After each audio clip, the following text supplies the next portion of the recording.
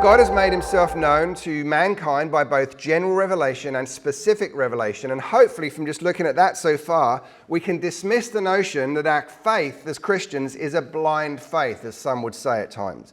Nothing could be further from the truth. The faith that we exercise as Christians is a faith that is based upon fact, the fact of God's existence. And that's why the Bible, right from the very first verse, makes no attempt to prove the existence of God, but rather it assumes it by saying, in the beginning, God. Genesis 1:1. I love how the Bible doesn't start, well, here's how we can prove there's a God, and then we'll tell you about him. Just in the beginning, God. Assumed. And as Christians, guess what? You don't need to go beyond that. You just need to say in the beginning, God. God's real. He's revealed himself.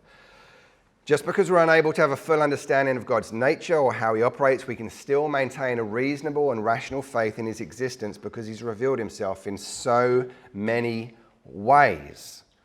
In fact, God's existence is so obvious to mankind that Psalm 14 verse 1 so rightly declares, the fool has said in his heart, there is no God. Anyone who gets plonked in this world, opens their eyes and said, there is no God, is a fool.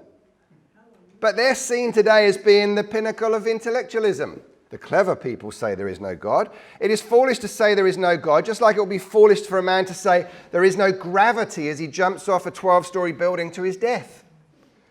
Just because he couldn't see the gravity, just because he couldn't understand it, it didn't mean that the gravity did not exist. Gravity has been so sufficiently revealed to mankind in so many different ways, its existence is an absolute reality.